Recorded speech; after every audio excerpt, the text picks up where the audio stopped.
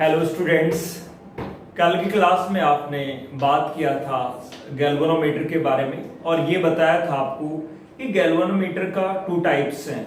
एक suspended coil galvanometer जिसके बारे में हमने डिस्कस कर लिया था, स्टडी कर लिया था, और आज जो हम उसका जो सेकंड टाइप है पिवोटेड टाइप गैल्वेनोमीटर उसकी बात करेंगे। पिवोटेड टाइप गैल्वेनोमीटर का जो अनदर नेम है वो है वेस्टर्न गैल्वेनोमीटर। Western galvanometer. अब फर्स्टली हम देखेंगे, वैसे यदि सेंसिटिविटी वाइज देखें तो जो कल पढ़ा था हमने उसकी सेंसिटिविटी ज्यादा होती है, वो ज्यादा अच्छा है। लेकिन जहां रिसर्च पर्पज के लिए वही काम में लेते हैं, लेकिन लेबोरेटरीज में या जहां पर सेंसिटिविटी ज्यादा नहीं चाहिए होती वहां पर हम काम में लेते हैं पिवोटेड कॉइल गैल्वेनोमीटर यानी वेस्टर्न गैल्वेनोमीटर। अपने जो लैब्स में होते हैं, जो देखते हैं आप, वो वेस्टर्न गैल्वेनोमीटर होते हैं। बेसिक प्रिंसिपल दोनों का लगभग सेम ही होता है। फर्स्ट हम बात करते हैं इसकी कंस्ट्रक्शन पे। कंस्ट्रक्शन में इसमें क्या होता है, एक रेक्टेंगुलर कॉइल होती है। जैसे मैं ये जो बना रहा हूं वो क्या है, एक रेक्टेंगुलर कॉइल है having large number of turns. इस कॉइल में क्या होते हैं, लार्ज नंबर ऑफ टर्न्स होते हैं, है ना। और कहां बाउंडेड होती है, एक रेक्टेंगुलर फ्रेम पे बाउंडेड होती है। इस तरह से आप ये कह सकते हैं, ये जैसे वायर है और ये इस पे इंसुलेटिंग मटेरियल की जैसे कॉपर का वायर ले लिया हम, ऐसे इसी तरह से, और उस पर कोटिंग क्या होती है, इंसुलेटिंग मटेरियल की, और इसको इस तरह से वाइंड अप कर दिया जाए इस तरह से किसी फ्रेम पर, किसी रेक्टेंगुलर फ्रेम पर। तो इस तरह की ये जो कॉइल होती है ये, और इसके अंदर जैसे मान लो एक एंड इसका ये है और एक एंड ये है। अच्छा, इसके अंदर कल भी हमने बात की थी कि क्या रखते हैं अपन, सॉफ्ट आयरन की कोर रखी जाती है। इसकी जो अंदर जो मैं बना रहा हूं ये क्या है, एक सॉफ्ट आयरन की कोर है। सॉफ्ट आयरन की कोर हम क्यों रखते हैं, क्योंकि सॉफ्ट आयरन की जो परमिबिलिटी है वो बहुत ज्यादा होती है, ताकि मैग्नेटिक फील्ड की स्ट्रेंथ क्या हो, ज्यादा हो। तो ये जो आप देख रहे हैं, ये जो मैंने बनाया है, ये क्या है, सॉफ्ट आयरन की कोर। अब ये जो फ्रेम है ये किससे कनेक्टेड है, एक एक्सेल से कनेक्टेड है। ये इस तरह से जो मैं बना रहा हूं ये एक्सेल है ना, एक कंडक्टिंग मटेरियल का एक्सेल है। और एक्सेल को कहां पे रखा जाता है, कहां पे पिवोटेड है, एक बेयरिंग पे पिवोटेड है। बेयरिंग के बारे में आप जानते हैं, जैसे ये जो मैं बना रहा हूं यहां पर पिवोटेड है, यानी ये सस्पेंडेड नहीं है, बल्कि किस पे रखा गया है, एक बेयरिंग सिस्टम पर रखा गया है। इसी तरह से ये भी जो एक्सल है वो कहां पे रखा गया है, एक बेयरिंग सिस्टम पे रखा गया है ना। ये आप ये ना समझे, ये इसको आप यदि हैं तो ऐसे ना बना करके हम ऐसे बना लेते हैं इस तरह से। जैसे ये तो मान लो आपकी क्या होगी, फ्रेम होगी, है ना। ये होगी वो रेक्टेंगुलर फ्रेम, और ये इसका जो था वायर वो है ना। एक एंड ये है वायर का और दूसरा एंड वायर का ये है। और इसके अंदर क्या रखा हुआ होता है, इसके अंदर रखा हुआ होता है सॉफ्ट आयरन कोर। किस शेप में, सिलेंड्रिकल शेप में। तो ये बना देता हूं मैं इस तरह से, किस शेप में है ये, सिलेंड्रिकल शेप में सॉफ्ट आयरन का कोर है ये जो आप देख रहे हैं। This is the soft iron core in the shape of cylinder, cylindrical shape में सॉफ्ट आयरन का कोर। ये समझ गए। ये इस वायर से होते हुए, ये एक्सल है, स्ट्रॉन्ग वायर है, और ये वायर कहां पे टिके हुए हैं, दो बेयरिंग्स पे टिके हुए हैं। ये बेयरिंग है और ये भी बेयरिंग है। जानते हैं आप 11th क्लास में आपने पढ़ा, फ्रिक्शन को रिड्यूस करने के लिए हम क्या काम में लेते हैं, बेयरिंग काम में लेते हैं। उन बेयरिंग्स पर ये टिके हुए हैं इस तरह से, वायर ही है ये, है ना, एक्सल का काम कर रहे हैं, तो इनको हम नाम दे दें एक्सल। अच्छा, साथ में यहाँ पे इस वायर के साथ में एक स्प्रिंग लगी हुई होती है, और कौन सी वाली स्प्रिंग लगी हुई होती है, इस तरह की स्प्रिंग, ये वाली स्प्रिंग है ना, इस तरह की स्प्रिंग लगी हुई होती है। ये स्प्रिंग जानते हैं, इस तरह की स्प्रिंग होती है, ये वाली स्प्रिंग है, ऐसी स्प्रिंग होती है। जैसे ये जैसे ही घूमे तो स्प्रिंग ऐसे यूं हो जाएगी, और जैसे आप छोड़ोगे स्प्रिंग वापस अपनी जगह पे आ जाएगी। ऐसी स्प्रिंग होती है ये, इस तरह की जो स्प्रिंग है, ये जो देख रहे हैं इस तरह की स्प्रिंग लगी हुई है ये यहाँ। ठीक इसी तरह से एक्सल के यहाँ भी ये दूसरी जो स्प्रिंग है नीचे, ये भी बिल्कुल ऐसी ही लगी हुई है इस तरह से। और स्प्रिंग से आगे कनेक्शन किसको कर दिया जाता है, स्क्रू टर्मिनल से कर दिया जाता है। ये स्क्रू टर्मिनल T1 है और ये स्क्रू टर्मिनल T2 है जो आप देख रहे हैं। अब ये जो यहाँ है, यहाँ एक पॉइंटर लगा हुआ होता है, एक नीडल लगी हुई होती है, नीडल कह दो, सुई जिसको कहते हैं, या कह दो इसको पॉइंटर कह दो। और ये पॉइंटर कहां पर मूव कर सकता है, यहाँ पर एक सर्कुलर स्केल होती है, जैसे वॉच में देखते हो आप, है ना, जिस तरह से जो स्केल होती है, आप ठीक उसी तरह से यहाँ पे क्या होती है, एक सर्कुलर स्केल। और यहाँ जैसे 0 रखा हुआ है, 0 प्रिंटेड है, और फिर यहाँ इस तरह से कुछ छोटी लाइंस बनी हुई होती है इस तरह से, ये इस तरह से, और इस तरह से इधर भी इस तरह से ये। तो ये क्या है, ये पॉइंटर है। ये पूरी जो कॉइल है ये कहां पे रखी हुई होती है, दो मैग्नेटिक पोल्स होते हैं हेमिस्फीयर के शेप में, जिसको हम कहते हैं कैसी शेप के कॉनकेव शेप मैग्नेटिक पोल्स। जैसे ये नॉर्थ पोल बना दिया, कैसी शेप का है, कॉनकेव शेप का। कल बात चली थी कॉनकेव शेप का क्यों काम में लेते हैं, मैग्नेटिक फील्ड को रेडियल बनाने के लिए, ताकि लगने वाला टॉर्क क्या हो, मैक्सिमम हो। दूसरा ये साउथ पोल में यहां बना दिया है ना, ये इस तरह से। ये कौन सा पोल है, साउथ पोल है ना। इन पोल्स के बीच में कैसे पोल्स हैं, कॉनकेव शेप में पोल्स है, इनके बीच रखी हुई होती है। ये बात समझ गए। अच्छा, ये क्या है, बेरिंग है। और ये जो आपने बनाया है ये क्या है, नीडल कह दो या कह दो पॉइंटर, है ना, पॉइंटर है, या फिर हम कह सकते हैं इसको नीडल है ये। और ये जो देख रहे हैं आप, ये क्या है, सर्कुलर स्केल है, ये है सर्कुलर स्केल। ये बात क्लियर है। सो आप इसका जो कंस्ट्रक्शन है वो इजीली आप समझ गए होंगे। यदि मैं फिर से इसको बताऊं एक इजी वे में, आप ये कह सकते हैं एक इस तरह की एक रेक्टेंगुलर फ्रेम होती है और इस पर इंसुलेटेड कॉपर वायर इस तरह से वाइंड अप होते हैं। जैसे एक कॉइल का एक एंड ये है और दूसरा एंड ये है, तो एक एंड किससे जुड़ा हुआ है, इस एक्सल से जुड़ा हुआ है इस तरह से। यहाँ एक्सल लगा हुआ है और यहाँ भी उस सिरे से एक्सल लगा हुआ है। और एक्सल कहाँ लगा हुआ आपको, बेरिंग पे, ताकि ये बेरिंग पे इस कॉइल को इजीली क्या किया जा सके, रोटेट किया जा सके, यानी इस तरह से ये रोटेट कर सके इस बेरिंग सिस्टम पर। ठीक इसी तरह से ये जो देख रहे हैं आप, ये क्या है, ये स्प्रिंग है, ताकि ये आपकी कॉइल घूमेगी और घूमते ही मान लो करंट चला गया तो स्प्रिंग वापस से उसको उसी पोजीशन पर ले आएगी, है ना। इस कॉइल के अंदर जो देख रहे हैं ये सॉफ्ट आयरन की कोर है। ये जो देख रहे हैं, जो ये है, ये क्या है, सॉफ्ट आयरन की कोर है। इसका काम है मैग्नेटिक फील्ड की स्ट्रेंथ को इंक्रीज करना। और ये जो देख रहे हैं ये क्या है, आपकी रेक्टेंगुलर कॉइल, है ना। और ये मैग्नेटिक पोल्स हैं और ये क्या है, स्प्रिंग है ना। इसको मैं S1 नाम दे देता हूं और इसको मैं S2 नाम दे देता हूं। ये मैग्नेटिक पोल्स हैं। तो आप ये सारा का सारा इसमें समझ गए। कंस्ट्रक्शन इजीली है, इसको वर्किंग में इस डायग्राम में ऐसे कैसे समझना आपके लिए थोड़ा मुश्किल हो जाता है। आप कुछ इस तरह से देखिए, ये कॉइल थी और ये उसका एक्सेस पे जैसे ही इससे करंट फ्लो कराएंगे आप, करंट फ्लो कराने पर ये करंट कैरिंग कंडक्टर कहां रखा गया, मैग्नेटिक फील्ड में। और मैग्नेटिक फील्ड में रखे होने के कारण ये क्या एक्सपीरियंस करेगा, टॉर्क। और जैसे ही टॉर्क एक्सपीरियंस करेगा तो ये कॉइल क्या होगी, घूमेगी।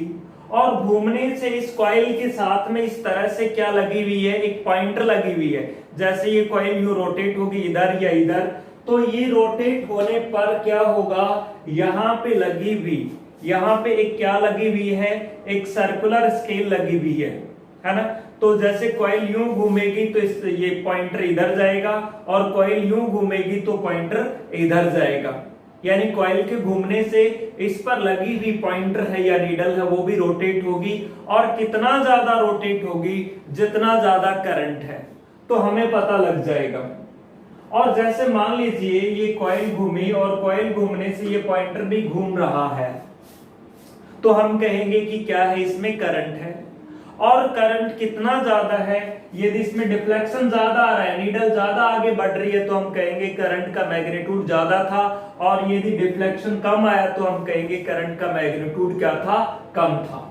और करंट की डायरेक्शन रिवर्स हुई तो टॉर्क की डायरेक्शन भी क्या होगी, रिवर्स होगी, और ये जो नीडल है ये अपोजिट डायरेक्शन में मूव करेगी। ये बात समझे आप? तो खैर ये तो उसकी वर्किंग है, इसकी हम बात कर लेते हैं। फर्स्टली हम लिख लेते हैं क्या, इसकी जो कंस्ट्रक्शन हेडिंग आपने लिखा है पिवोटेड कॉइल गैल्वेनोमीटर, है ना। डायग्राम बना करके साथ साथ आप लिखेंगे, इसमें क्या लिखना है, देखिए इट कंसिस्ट ऑफ, क्या है इसमें, large number of turns. It consist of A rectangular coil having large number of turns bounded on A rectangular frame. किस पे लपेटी गई है, ये रेक्टेंगुलर फ्रेम पर लपेटी गई है। तो इसको आप लिखिए इसी तरह से, कंस्ट्रक्शन में क्या लिखेंगे, it consist A rectangular coil of insulated copper wire।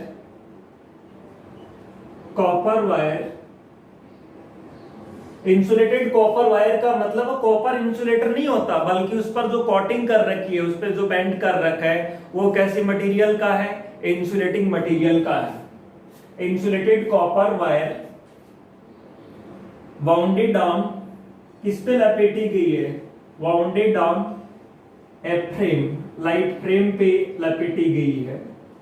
Having large number of turns, इसमें नंबर ऑफ टर्न्स क्या होते हैं, बहुत ज्यादा होते हैं। हैविंग लार्ज नंबर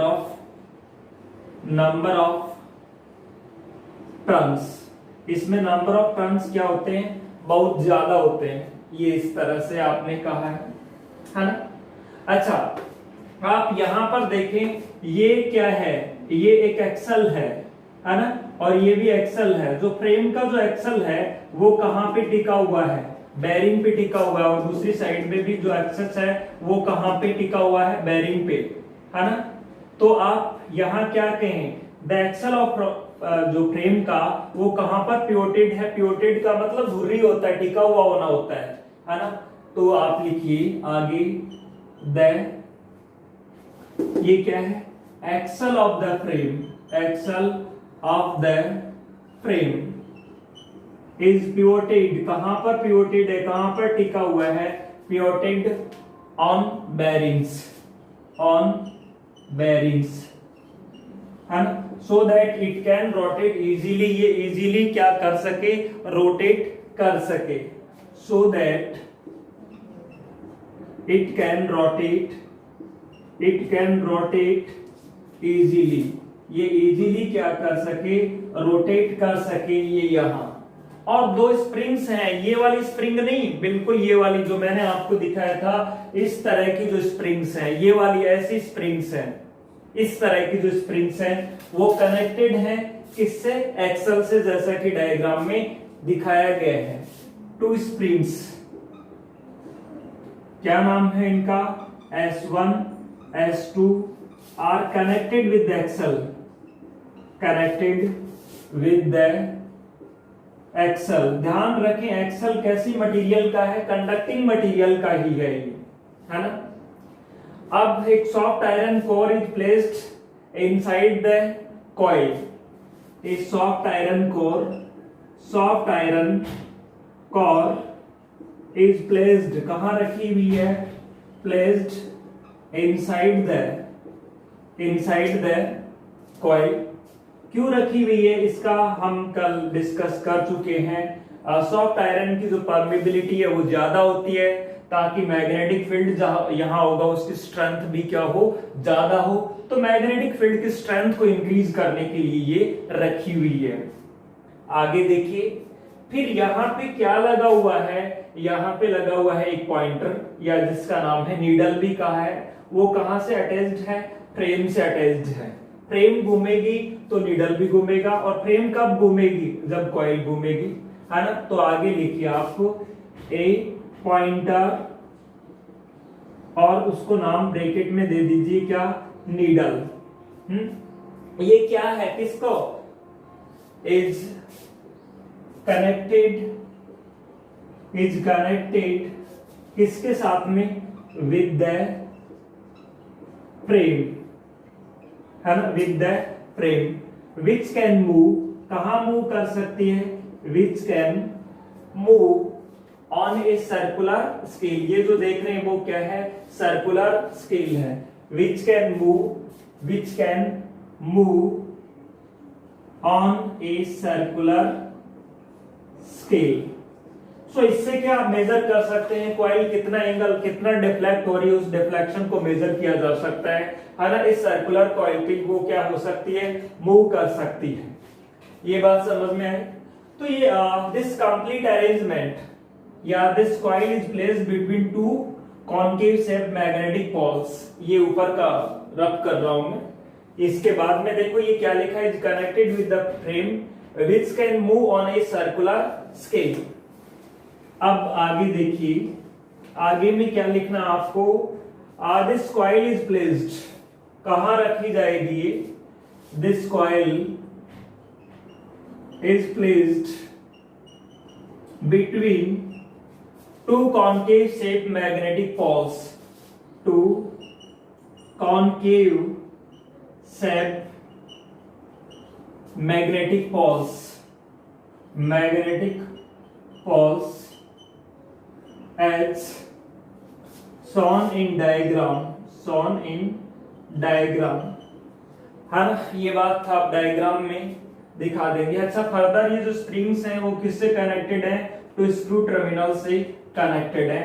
ये सारी बातें आ गई, और ये बातें हमने पिछली क्लास में भी सीख ली कि यहाँ कॉन्केव शेप मैग्नेटिक पोल्स क्यों लेते हैं, ताकि मैग्नेटिक फील्ड क्या हो, रेडियल हो, और मैग्नेटिक फील्ड रेडियल होने पर लगने वाले टॉर्क की वैल्यू क्या होगी, मैक्सिमम होगी। इसलिए हम यहाँ पे कॉन्केव शेप मैग्नेटिक पोल्स काम में लेते हैं, है ना।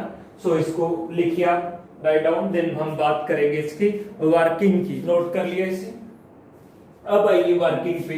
वर्किंग को देखिए आप, वर्किंग किस तरह से होगी। जैसे कि मैंने आपको बताया कि इस तरह से एक क्या होती है, रेक्टेंगुलर फ्रेम। कोई भी करंट फ्लो होगा तो रेक्टेंगुलर कोई भी क्या होगी, मैग्नेटिक फील्ड में है, रोटेट करेगी।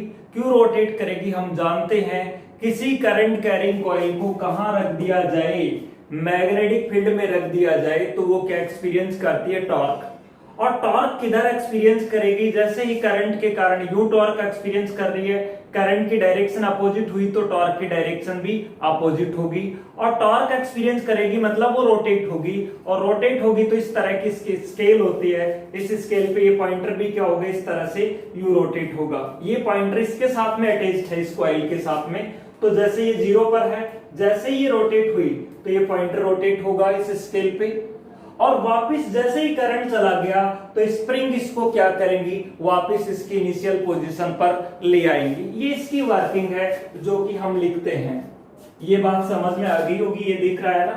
It consist rectangular coil of insulated copper wires wounded on a frame, have large number of turns. The axle of the frame is pivoted on the bearings so that it can rotate easily.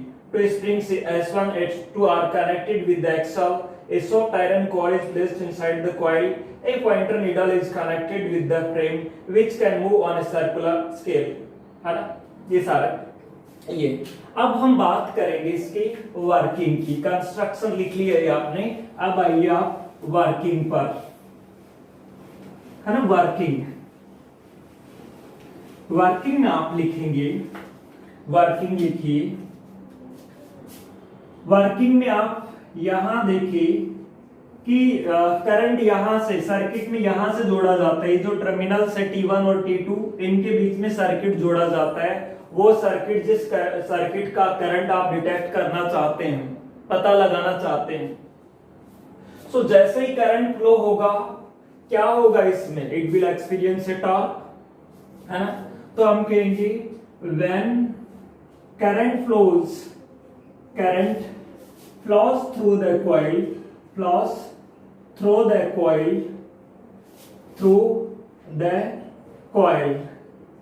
it experience, क्या experience करेगी, it experience a torque, and that torque will be directly proportional to the current, directly proportional to the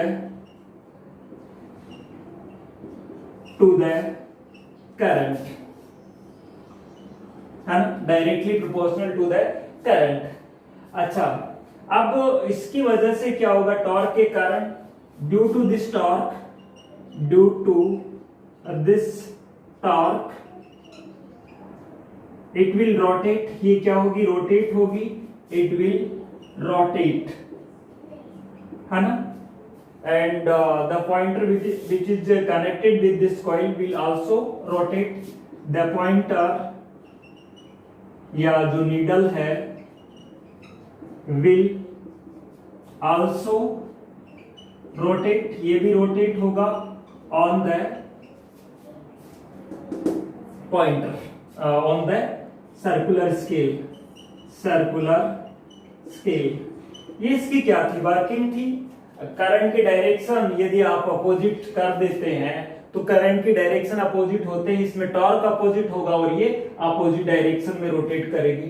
कितना ज्यादा deflection आएगा वो depend करेगा current पे। यदि मान लीजिए करंट बहुत ज्यादा हो गया, है ना, लार्ज करंट हो गया, तो कहां जाएगी, या तो मैकेनिकली ये गैल्वेनोमीटर डैमेज हो जाएगा, इतनी बड़ी स्केल है ही नहीं, तो गैल्वेनोमीटर को डायरेक्टली हम किसके लिए काम में लाते हैं, स्मॉल करंट के डिटेक्शन के काम में लाते हैं, लार्ज करंट के डिटेक्शन के लिए काम में नहीं लाते, क्योंकि ये स्मॉल करंट को ही डिटेक्ट कर सकता है। लार्ज करंट डिटेक्ट होते ही ये बिल्कुल फैन की तरह से घूमना शुरू कर देगी, हमारे पास स्केल है ही इतनी, है ना।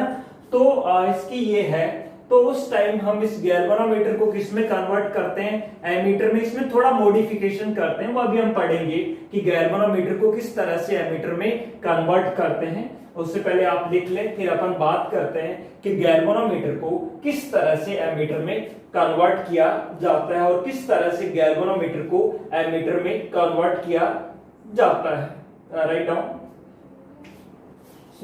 ये देख लिया आपने। अब हम नेक्स्ट टॉपिक की बात करेंगे, conversion of galvanometer into ammeter, कि गैल्वेनोमीटर को किस तरह से एमीटर में कन्वर्ट किया जाता है। आप एमीटर के बारे में अच्छे से जानते हैं। Ammeter is that device which is used for measurement of the current, right. Ammeter को आप किस में कनेक्ट करते हैं, सीरीज में। और ध्यान रखिए, एक आइडियल एमीटर का इंटरनल रेजिस्टेंस क्या होना चाहिए, 0 ओम होना चाहिए, वो बात करूंगा मैं।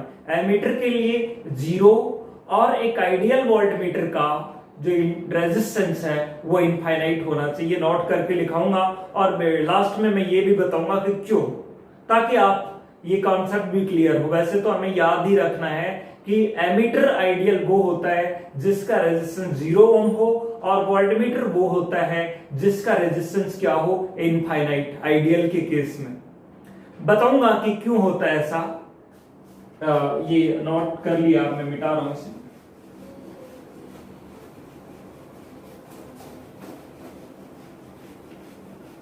टॉपिक का नाम है आपका conversion of galvanometer into ammeter, और फिर हम पढ़ेंगे conversion of galvanometer into voltmeter. So ये है conversion of galvanometer into ammeter, है ना। Conversion of galvanometer into ammeter, कि हम शॉर्ट में इसको बोल देते हैं कई बार G2A, यानी गैल्वेनोमीटर को एमीटर में कन्वर्ट करना। आपको ये पता है कि गैल्वेनोमीटर लार्ज करंट मेजर करने में सक्षम नहीं है, स्मॉल करंट को मेजर कर सकता है। मैंने ये कहा ये हमारे पास एक गैल्वेनोमीटर था जिसका रेजिस्टेंस, कहेंगे गैल्वेनोमीटर का रेजिस्टेंस कहां से आया, G है। मैंने कहा गैल्वेनोमीटर का रेजिस्टेंस G है।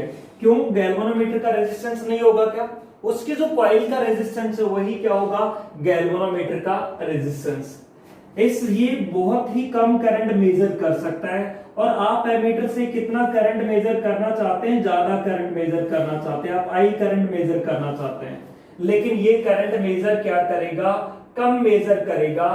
तो उस केस में आप इसको एमीटर में बदलने के लिए क्या करें, इसके पैरेलल में यानी इसके शंट में, पैरेलल को हम क्या कहते हैं, शंट भी कहते हैं, एक रेजिस्टेंस लगा देते हैं S। तभी इस रेजिस्टेंस को शंट रेजिस्टेंस भी बोला जाता है, क्योंकि शंट कनेक्शन बोला जाता है पैरेलल कनेक्शन को ही। यानी एक galvanometer can be converted into an ammeter by connecting, large लगाएं या स्मॉल लगाएं, ये शंट रेजिस्टेंस स्मॉल लगाएं, क्योंकि करंट इधर ज्यादा जाना चाहिए, इधर ज्यादा करंट जाएगा तभी तो इधर करंट क्या जाएगा, कम, और कम करंट को तो ये मेजर कर लेगा। मान लिया जाए इसमें जाने वाला करंट क्या है, IG है, तो इधर करंट कितना जाएगा, I टोटल आया था, जिसमें से IG इधर चला गया, तो इधर जाने वाला करंट होगा I माइनस IG। ये करंट आप लार्ज भेजना चाहते, इधर ज्यादा करंट जाए ताकि इधर कम निकले। और इधर ज्यादा करंट कब जाएगा, जब यहां का रेजिस्टेंस क्या होगा, स्मॉल। आप रेजिस्टेंस के बारे में जानते हैं, रेजिस्टेंस जितना कम होगा करंट उतना ही क्या जाएगा, ज्यादा जाएगा। तो इधर आप ज्यादा करंट भेजना चाह रहे हैं ताकि गैल्वेनोमीटर में करंट क्या जाए, कम, और उसको इजीली मेजर कर सके।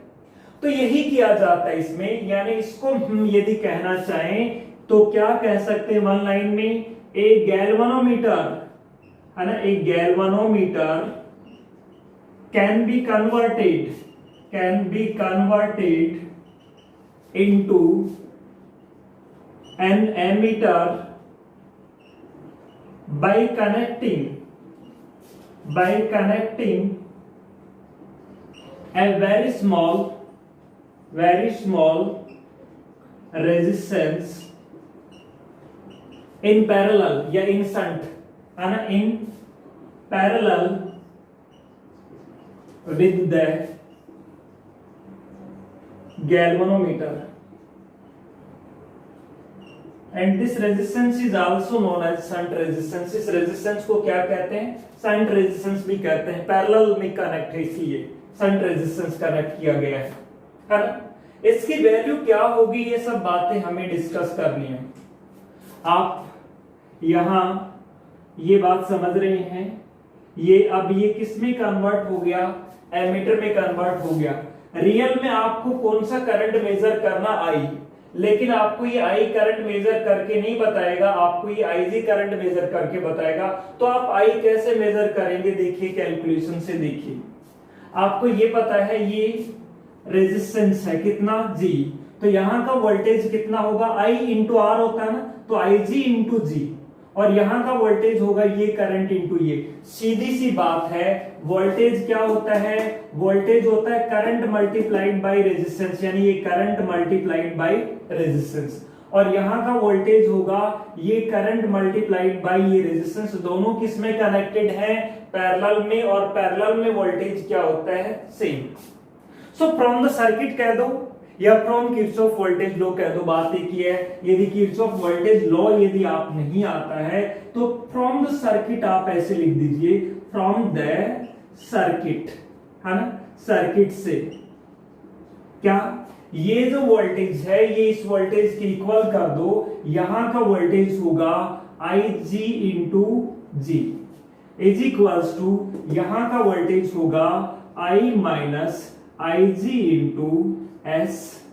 और आपको ऐसे किसकी वैल्यू निकालनी थी, S की वैल्यू निकालनी है कि कितना शंट रेजिस्टेंस लगाएंगे आप पैरेलल में, वो क्या होगा, वो होगा आपके पास में, यहां से देखिए आई जी जी डिवाइडेड बाय आई माइनस आई जी, है ना। ये इतना सेंट रेजिस्टेंस आपको Ig इस गैल्वेनोमीटर से फ्लो होने वाला करंट है, या फुल डिफ्लेक्शन करंट भी कह सकते हैं, यानी मैक्सिमम करंट जो मेजर कर सकता है। G गैल्वेनोमीटर की कॉइल का रेजिस्टेंस है, I वो करंट है जिसको आप मेजर करना चाहते हैं, है ना। अच्छा, ये बात आ गई।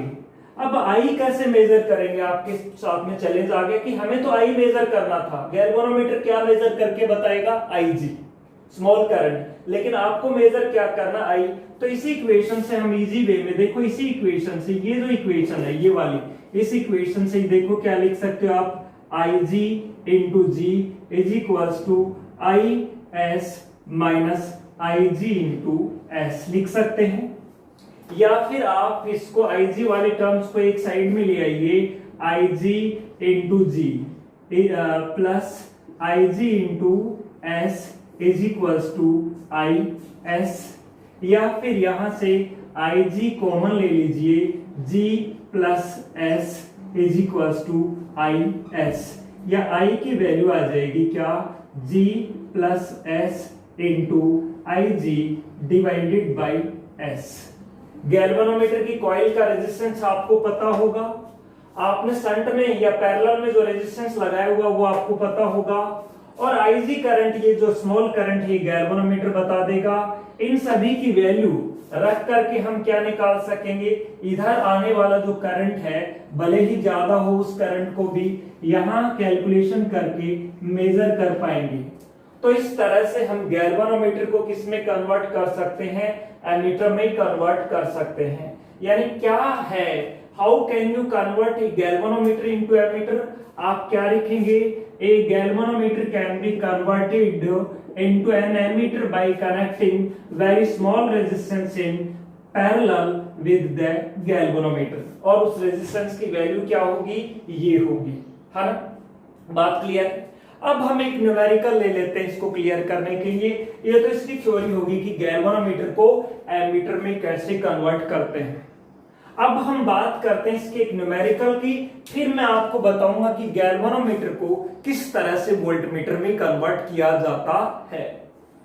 आइए न्यूमेरिकल लिखते हैं एक, ये मैं आज ये कैलकुलेशंस की जरूरत पड़ेगी इसलिए मैं इसको रख रहा हूं ऐसे कैसे, है ना। मैं न्यूमेरिकल लिख रहा हूं, न्यूमेरिकल में दे दिया जैसे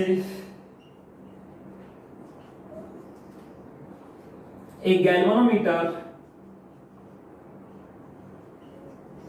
coil has resistance of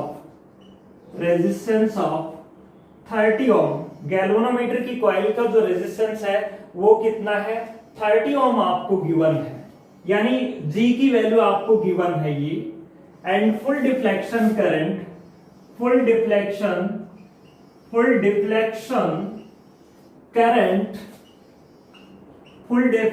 current of galvanometer वो भी आपको गिवन है, जैसे 5 मिली एम्पियर, यानी मैक्सिमम कितना करंट मेजर कर सकता है, 5 मिली एम्पियर। बात समझ में आई, इतना करंट ये मेजर कर सकता है, यानी Ig की वैल्यू आपको गिवन है। How can you convert it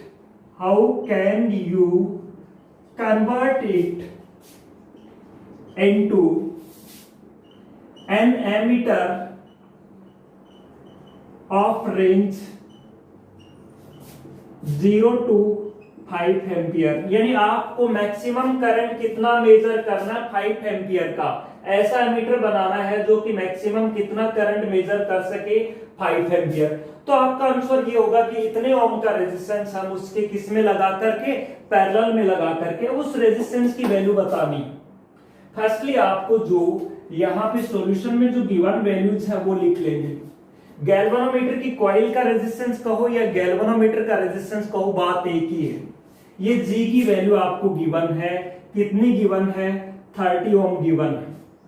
इसके बाद में कहा है फुल डिफ्लेक्शन करंट, यानी गैल्वेनोमीटर मैक्सिमम करंट जो मेजर कर सकता है वो, यानी Ig की वैल्यू आपको गिवन है, वो कितना है 5 मिली एम्पियर, या मिली को हटाएंगे तो 5 इंटू 10 की पावर -3 एम्पियर, ये करंट है।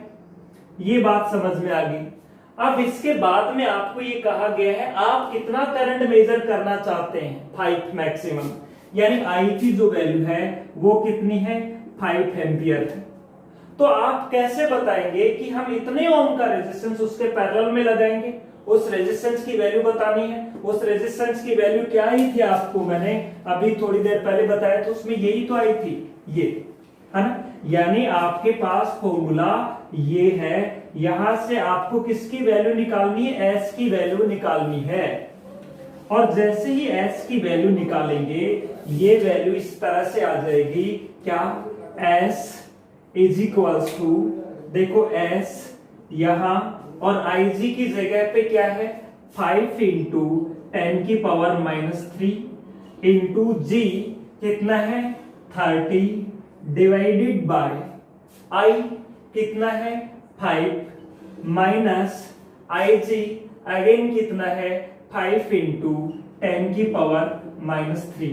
इतने ओम का, इसको जो सॉल्व करने के बाद में इतने ओम का रेजिस्टेंस किसमें लगा करके हम किसमें, ये जो वैल्यू आई है, जो भी वैल्यू आई है, तो हम लास्ट में लिखेंगे दिस गैल्वेनोमीटर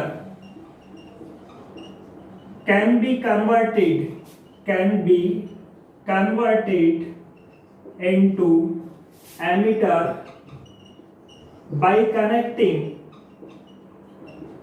ये जो रेजिस्टेंस है ये वाला है ना, ये जो भी है वो, यहां मैं S ही नाम ले रहा हूं, S की जो भी वैल्यू आती है वो, है ना, इतना ओम इन किसमें लगाएंगे, पैरेलल में, इन पैरेलल विथ गैल्वेनोमीटर। ये बात समझ में आई।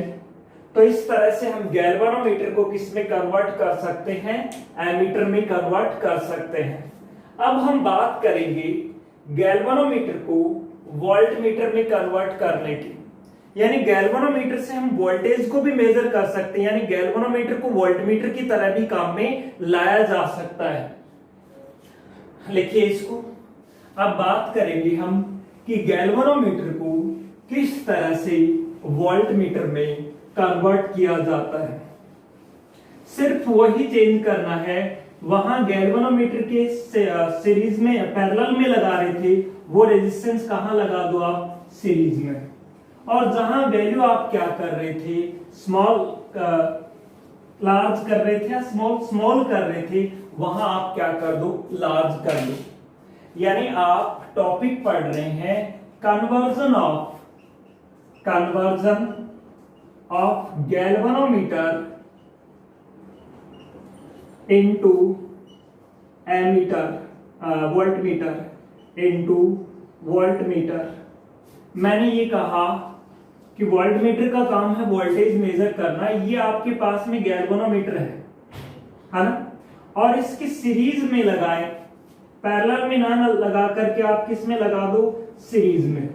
और हाई रेजिस्टेंस लगाओ या लो रेजिस्टेंस, आप कहेंगे हाई रेजिस्टेंस, क्योंकि सीरीज में रेजिस्टेंस को क्या करना है, जितना रेजिस्टेंस ज्यादा होगा उतना ही करंट क्या होगा, कम, क्योंकि इससे और इससे तो करंट क्या जाएगा, सेम। पहले तो उससे अलग करंट जा रहा था, इससे अलग जा रहा था, अब दोनों से सेम जाएगा। आप गैल्वेनोमीटर आपका कम करंट मेजर कर सकता है या ज्यादा, कम। तो कितना कम करंट होगा ये डिपेंड करेगा इस पे, जितनी ये वैल्यू ज्यादा करेंगे उतना ही इसका वायर का रेजिस्टेंस क्या हो जाएगा, ज्यादा हो जाएगा, और रेजिस्टेंस ज्यादा होगा तो करंट अपने आप ही क्या हो जाएगा, कम। तो आपको करंट को कम करना है ना, उसमें करंट को उधर से इधर क्या करना था, कम, और उधर ज्यादा करना था, यहाँ तो दोनों में ही करंट क्या होगा, सेम। तो इसमें करंट कम कब होगा, जब रेजिस्टेंस ज्यादा होगा, और इसमें कम होगा तो अपने आप इसमें भी करंट क्या हो जाएगा, कम, क्योंकि सीरीज में करंट क्या होता है, सेम। तो जस्ट उसकी जस्ट अपोजिट लिखेंगे, यहां पे क्या लिखेंगे, a galvanometer can be converted into a voltmeter by connecting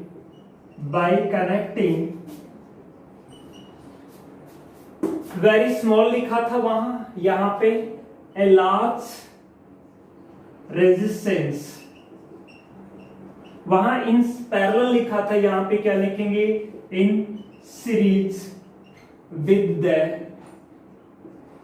galvanometer, यानी गैल्वेनोमीटर की सीरीज में लार्ज रेजिस्टेंस लगा करके उस गैल्वेनोमीटर को किस में कन्वर्ट कर सकते हैं आप, वोल्टमीटर में। यानी अब ये यहां जो भी वोल्टेज मेजर करेंगे, यहां वो वोल्टेज जैसे यहां जोड़ेंगे आप, तो यहां क्या फ्लो होगा, करंट फ्लो होगा, आईजी।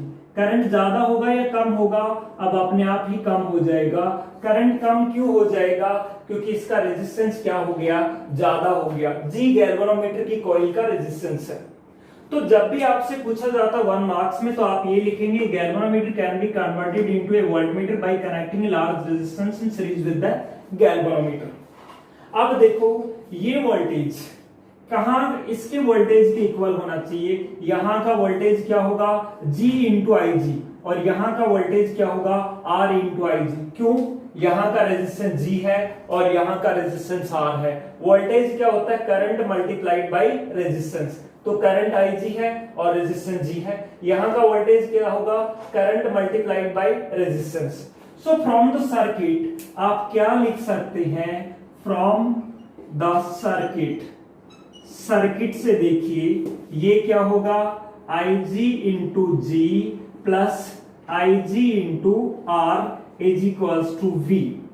यानी V आप मेजर कर लेंगे, वोल्टेज मेजर करना है तो गैल्वेनोमीटर करंट बताएगा आपको, कौन सी रीडिंग बताएगा, IG। इसमें जो फ्लो होने वाले करंट के बारे में तो आपको पता लग ही जाएगा।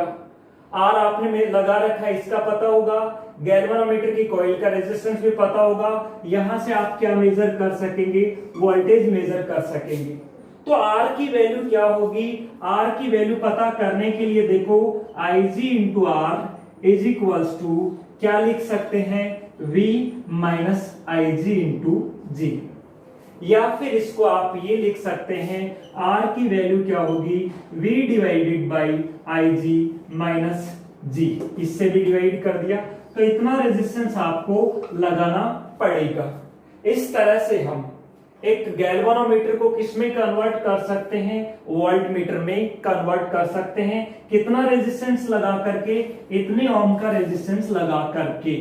ये बात समझ में आई। अब देखो ये बात समझ में आ गई। अब देखो एक न्यूमेरिकल से मैं क्लियर कर देता हूं इसको, वैसा ही न्यूमेरिकल जो थोड़ी देर पहले लिया था, एग्जैक्ट वैसा ही न्यूमेरिकल ले करके, है ना। सो ये लिख लिया। अब हम बात करते हैं न्यूमेरिकल की। न्यूमेरिकल देखिए, ये फॉर्मूला की मुझे जरूरत पड़ेगी इसलिए मैं इसको नहीं मिटा रहा। अब इस न्यूमेरिकल की न्यूमेरिकल इसका देखिए,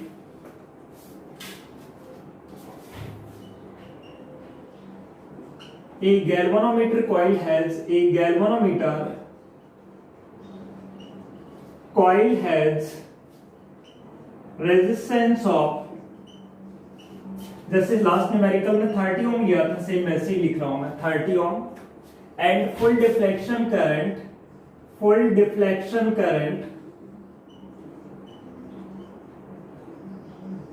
is 5 milliampere. How can you convert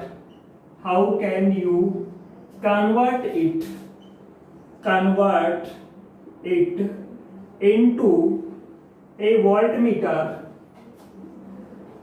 of range 5 volt, है ना। रेंज कितना है, 5 वोल्ट तक, यानी मैक्सिमम 0 से लेके 5 वोल्ट तक का वोल्टेज मेजर करने वाला वोल्टमीटर में कन्वर्ट करना है। फर्स्टली आप वो सारी वैल्यूज लिख लें जो आपको गिवन है। क्या क्या गिवन है यहाँ पे, ये देखिए गैल्वेनोमीटर की कॉइल का रेजिस्टेंस गिवन है, या गैल्वेनोमीटर का रेजिस्टेंस गिवन है। दैट मीन्स आपको G की वैल्यू गिवन है, कितना, 30 ओम। उसके बाद में आपको कहा गया है full deflection current of the galvanometer 5 milli ampere है, वो Ig की वैल्यू आपको दी हुई है 5 मिली एम्पियर, यानी 5 इंटू 10 की power -3 ampere. How can you convert it into A voltmeter of range this, यानी मैक्सिमम वोल्टेज जो मेजर करना आपको कितना का करना है 5 वोल्ट का, तो आप यही तो लिखेंगे इतने ओम का रेजिस्टेंस उसके सीरीज में लगा करके। तो रेजिस्टेंस की वैल्यू आपको निकालनी है, तो रेजिस्टेंस अभी डेरिवेशन में यही तो आया था आपके पास में, R इज इक्वल टू क्या होता है V upon IG minus G, यही तो होती है।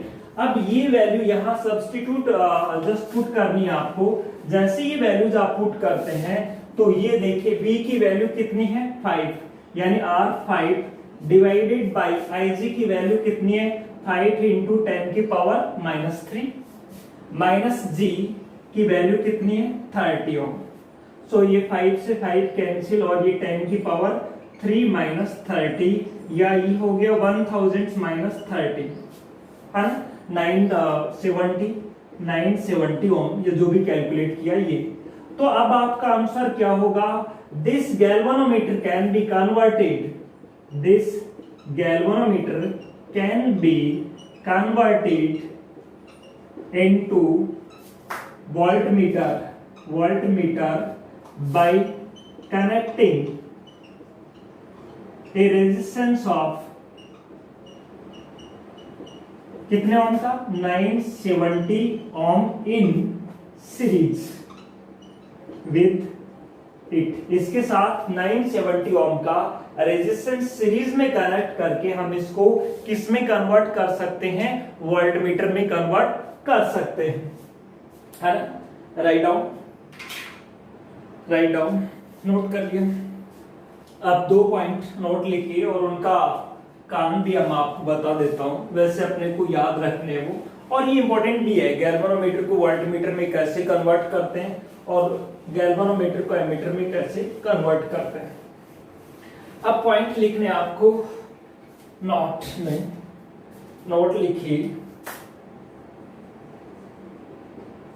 पहला पॉइंट लिखिए, एमीटर का जो रेजिस्टेंस है, एक आइडियल एमीटर का रेजिस्टेंस क्या होता है 0 ohm. The resistance of an ideal ammeter is 0। Ideal ammeter का रेजिस्टेंस ध्यान रखिए 0 ओम होता है। और दूसरा लिखिए, the resistance of an ideal voltmeter is infinite होता है ना, इनफाइनाइट। आइडियल वोल्टमीटर का तो क्या होता है, आइडियल वोल्टमीटर का होता है इनफाइनाइट, और आइडियल एमीटर का क्या होता है 0। वैसे हम पोटेंशियोमीटर को एक आइडियल क्या कहते हैं वोल्टमीटर, क्योंकि उसका रेजिस्टेंस इनफाइनाइट था, तभी तो गैल्वेनोमीटर में करंट क्या था 0 था। भाई करंट 0 क्यों होगा, क्योंकि वहां रेजिस्टेंस इनफाइनाइट था। तो यहां मैं एक और लिख रहा हूं कि थर्ड पॉइंट है वो मैं लिख रहा हूं, पोटेंशियोमीटर इज कॉल्ड, है ना, आपको पढ़ा चुका हूं, potentiometer is called an ideal voltmeter. Potentiometer को एक आइडियल वोल्टमीटर कहते हैं। खैर ये माइंड में आपकी ये हो रहा होगा कि कैसे आइडियल एमीटर का 0 होता है, कैसे आइडियल वोल्टमीटर का रेजिस्टेंस इनफाइनाइट होता है। थोड़ा सा मैं क्लियर कर देता हूं, हालांकि है नहीं, लेकिन कॉन्सेप्ट पे अब जब आप चल रहे हैं तो क्लियर कर ही देता हूं। देखिए ये लिखना नहीं, ये लिखने आपको नोट में। अब देखो, जैसे आपने कहा यहां का रेजिस्टेंस, जैसे ये कोई भी सर्किट है और यहां का जो वोल्टेज है 10 वोल्ट, और ये यहां का रेजिस्टेंस है जैसे मान लीजिए 1 ओम है, और ये आपके पास में वोल्टमीटर है जिसका रेजिस्टेंस कितना है 9 ओम है। कितना ओम है 9 ओम है। ये वोल्टमीटर मान लिया मैंने, ये वोल्टमीटर। अब वोल्टमीटर तो यहां के वोल्टेज को ही मेजर करेगा। पहले आपने करंट निकाल लिया इस सर्किट का, करंट कितना आया 10 डिवाइडेड बाई टोटल रेजिस्टेंस 9 और 1 10, 10 डिवाइडेड बाई 10 यानी 1 एम्पियर। जब 1 एम्पियर का करंट फ्लो हुआ तो यहाँ वोल्टेज कितना हुआ, वोल्टेज अक्रॉस 9 ओम, वो कितना होगा 1 इंटू 9 यानी 9 वोल्ट। तो वोल्टमीटर कितना वोल्टेज बताएगा आपको, 9 वोल्ट बताएगा, है कितना वोल्टेज 10, तो एरर करेगा। अब दूसरे केस में मैंने कह दिया कि नहीं, यहां मैं लेता हूं वोल्टमीटर, ऐसा वोल्टमीटर लाता हूं जिसका रेजिस्टेंस 99 है, तो उस टाइम यहां फ्लो होने वाला करंट कितना हो गया, ये हो गया, और उस टाइम यहाँ का जो करंट है 10 डिवाइडेड बाई 100 ये हो गया, तो ये हो गया 1/10 एम्पियर। और जब 1/10 एम्पियर हुआ तो यहाँ का वोल्टेज कितना होगा, I इंटू आर, आई की वैल्यू 1/10 और R कितना है 99 यानी ये बताएगा 9.9 वोल्ट। फिर मैंने कहा अभी भी एरर है 0.1 वोल्ट का, तो मैंने यहाँ ऐसा वोल्टमीटर लेके आया जिसका रेजिस्टेंस कितना है 999 ओम है। तब आप देखेंगे तो ये कितना हो जाएगा 999 थाउजेंड्स ये, और ये इस तरह से, ये जो देखेंगे आप तो ये वैल्यू आएगी 9.99, यानी जैसे जैसे ये रेजिस्टेंस ज्यादा होगा उसका वैसे वैसे एक्यूरेसी क्या होती जाएगी, बढ़ती जाएगी। ट्रू वैल्यू तो 10 वोल्ट है, लेकिन ये इस तरह से मेजर कर रहा है। ये जब वैल्यू इनफाइनाइट हो जाएगी, ये उस केस में ये 10 वोल्ट है, तो ये भी कितना मेजर करेगा, 10 वोल्ट ही मेजर करेगा। आइडियल तो वही होता है ना, जितना वोल्टेज है उतना का उतना बताए। तो हम कहते हैं कि आइडियल का बहुत ज्यादा हो रेजिस्टेंस तभी वो सही बताएगा, है ना। इसी तरह से आप करंट की यदि बात करते हैं तो करंट के केस में, जैसे मान लो करंट के केस में ये आपके पास में जैसे एमीटर करंट मेजर कर रहा है, जैसे यहाँ 10 एम्पियर का करंट है और ये आपने लगा रखा है यहाँ पे एमीटर है। अब देखो एमीटर का यदि आपने जैसे मान लो यहाँ पे ये था, कोई भी करंट जा रहा है 10 वोल्ट की बैटरी के कारण, यहाँ ये सर्किट था 1 ओम या जैसे 9 ओम। पहले करंट कितना जा रहा था, ट्रू करंट कितना है इसमें, ट्रू करंट है आई की वैल्यू है 10 डिवाइडेड बाई 9 एम्पियर का। आपने एमीटर लगा दिया, यदि एमीटर का रेजिस्टेंस कितना है 0 ओम है, तो करंट कितना होगा 10 डिवाइडेड 9 प्लस 0, यानी ये रेजिस्टेंस प्लस एमीटर का रेजिस्टेंस सही करंट। लेकिन यदि रेजिस्टेंस इसका 1 एम्पियर भी 1 ओम भी हुआ, इसका खुद का रेजिस्टेंस 1 ओम भी हुआ एमीटर का, तो ये करंट कितना बताएगा 10 डिवाइडेड बाई रेजिस्टेंस 9 प्लस 1 यानी 10 डिवाइडेड बाई 10 1 एम्पियर। और रियल में करंट क्या था 10/9 एम्पियर। तो इसका रेजिस्टेंस खुद का क्या होना चाहिए 0 होना चाहिए। एमीटर का रेजिस्टेंस 0 होगा तो ट्रू करंट बताएगा जितना है उतना का उतना। तो ये इतना याद नहीं करते हुए आपको तो डायरेक्ट ये ध्यान रखना है, क्या ध्यान रखना है, एक आइडियल एमीटर वो होता है जिसका रेजिस्टेंस क्या हो 0 ओम हो, और एक आइडियल वोल्टमीटर वो होता है जिसका रेजिस्टेंस क्या हो इनफाइनाइट हो। पोटेंशियोमीटर को हम आइडियल वोल्टमीटर कहते हैं, ध्यान रखना है।